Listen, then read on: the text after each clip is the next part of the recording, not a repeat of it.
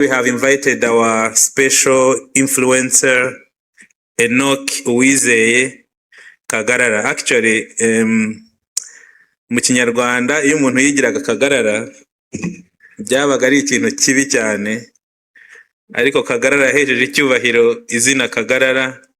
So twagutumiye kugira ngo tukwereke ko wahesheje ishema content creators, especially muri category y'aba content creators bafite ubumuga. Twifuzaga yuko tuguha icyubahiro uyu munsi, ukanaduhembera umwe muri bagenzi bawe watsindiye igihembo uyu munsi. So that's why we invited you. Icya kabiri, ngira ngo nyuma yo kugutumira turashaka yuko nyine wanadufasha no mu kudesigninga uburyo twubaka politike y'ubuhanzi ariko idaheza, yibuka buri gihe n'igice cy'abahanzi, content creators, artists, people in the creative industry who have disabilities. So I want you to help us to champion our inclusive art policy. So niyo mpamvu twamutumiye. Turanifuza yuko twanamuheraho ubutumwa kimwe n'abandi bose. Twishimira nk'iyo tubonye Merci yaratsinze, yitangiriye umushinga Gen Z Comedy, aratsinda, arakomeza ashaka partnerships, networks. Uyu munsi abantu bose bifuza gukorana na Merci, nkeka ko ari ukubera ikintu kimwe. No kubera ko mu gukora umushinga we yubashye principles. Icyambere guhozaho, ntabwo yigeze acika intege, ahozaho. Icya kabiri ni discipline, ndetse n'icyo nakwita nko gushyira ibirenge hasi. Hari igihe Imana igutera iteka ukagira umugisha ukabona impano, ariko ikaba yatuma ubyangiza mu gihe gito. So twifuzaga yuko umuntu wese ugize opportunity, ugize amahirwe, atabipfusha ubusa, cyane ko turi abantu beza kuguhypinga. We give you a lot of hype. Turagushima rwose, tukagushimagiza, n'ahatari ngombwa tukakogeza. Noneho hari igihe nawe bikurenga ukogera koko. Ni natwe kandi tugaruka nyuma tukaguseka tuti byari iby'umuriro w'amashara, byari ibintu bidashinga. So we want you guys to learn from each other, hanyuma tugashimagiza, tugashyigikira buri gihe umuhanzi cyangwa se an innovator with discipline.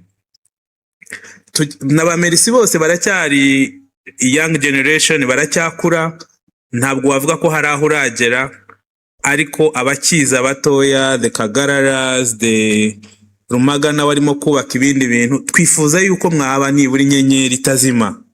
Turabafite abahanzi, turabafite abahanga, turabafite innovators, tuzana bagatangira bagakora, ariko ngira ngo discipline ikanga. Urugendo rwa discipline rero nirwo ruba rukomeye, tuzagerageze tururinde. So twifuza ko rero twakwakira Kagarara, ariko nawe akamenya ko ni time yo kugira ngo ibyo akora niba asanzwe abikora ntahite abihindura ngo ajye kure, yitandukanye nabo yabanaga nabo, hanyuma n'abandi bose bashaka kuba bagira icyo bamufasha. We wanted to tell even the partners, if you want to do something for the people with disability, he can be a very good brand ambassador. So we can really recommend him as long as you find value in his services. So twifuzaga yuko nabyo abantu bazabishobora bazabikora. So ikindi, muri iyi sale twatumiyemo abantu nkuko ba Merci bakomeje kubivuga, the 100 winners of the Aguka Ideation Program, nta kindi bazanye. These young people who have won $3,000, they just came with an idea. Kandi twebwe nuko dufite ubushobozi butari bwinshi bwo guhemba ijana gusa, twagahembye benshi cyane. If we had a lot of money, we would have awarded, or we have given a lot of awards to many young people who participated in the TEF business education program. But the problem is that we have a limited amount, a limited budget. We could only afford the 100 awardees. Ariko icyo nabwira urubyiruko rw'u Rwanda, turi mu gihugu aho nibura tubereka proof of concept ko kuzana igitekerezo bishoboka. Mwabonye Eastern Province ariyo yabonye abantu benshi, ariko iyo tubabwira uturere uzasanga akarere ka Kayonza niko gafitemo abana benshi. And we were asking, turi kubireba mbere yuko tubizana hano, why did Kayonza? Ariko iyo unareba twe dukurikira no kumbuga nkoranyambaga, abajene b'i Kayonza itangazo rikorewe muri Minafete bararisharinga hagati yabo, itangazo rikorewe muri Minagiri baragenda bakajya ku kigo cy'urubyiruko bakarisobanura. Ubu Youth Connect Awards twatangaje ko dushaka ko abantu ba-applyinga this year. Abajene mu bimenye impamvu twatangaje ko Youth Connect Awards z'uyu mwaka zirarangira no kwa karindwi, nuko umufatanyabikorwa wacu ashaka yuko igihembo tugitanga mbere yo kwa 12 k'uyu mwaka. Ubu hari umujene wicaye umva ngo nzabikora, cyangwa biriya hari abo bireba, hari abo bigenewe mwebwe, bigenewe urubyiruko ahariho hose. So ibanga rero abajene b'i Kayonza barusha abandi bajene nuko babifashe nkaho ari inshingano, iyo babonye opportunity bayijyamo, yaba ari ukwiga, yaba ari training, yaba ari gushaka amafaranga, they are there. Mu bajene ba Eastern mwabonye harimo nka 11 ba Kayonza gusa, only the one district, kandi bafite good projects. So nayambabwire ko rero intara mwabonye ziri inyuma, the north and the city of Kigali, nuko abantu batashyizemo imbaraga zikwiye. So twakifuza yuko mwabwira bagenzi banyu, ibigo by'urubyiruko nk'abajene b'i Bugesera bafite the new Imbuto Hub for the youth, ibigo by'urubyiruko nka za Musanze bimeze neza, ahantu hose ari Hanga Hubs. Iyo tushyize hanze itangazo ry'uko twifuza urubyiruko rutsindira igihembo, just go there, organize, co-create, mukigishanya hagati yanyu, we are sure ikigaragara iterambere twifuza rero n'urubyiruko rirashoboka.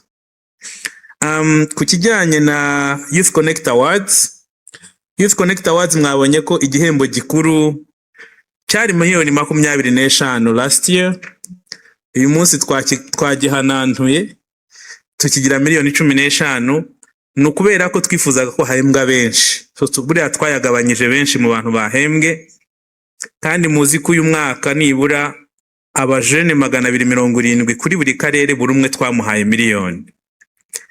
Twishimira gukomeza gukora ibi bintu kubera ko twakoze ubushakashatsi icyo twise Tracer Survey, dusura imishinga twahembye aya mafaranga, dusanga nibura mu mishinga 10, 7 yose yarakomeje, kandi uwo twahaye miliyoni yatweretse ko yamaze kunguka izindi 3, kandi uwakoraga wenyine yarasigaye akorana n'abantu 3, yari yarahaye akazi abandi 3. So nukuvuga ngo bino bintu birakora kandi bibyara umusaruro. Tukaba twifuza ko our partners continue our support so that the Aguka, both Ideation, Youth Connect Awards, Art Connect, Agri Connect, so that we can continue to award these innovators. Icyanyuma nsorezaho nuko uko mugiye gutangira imishinga muzahura n'ibibazo, challenges.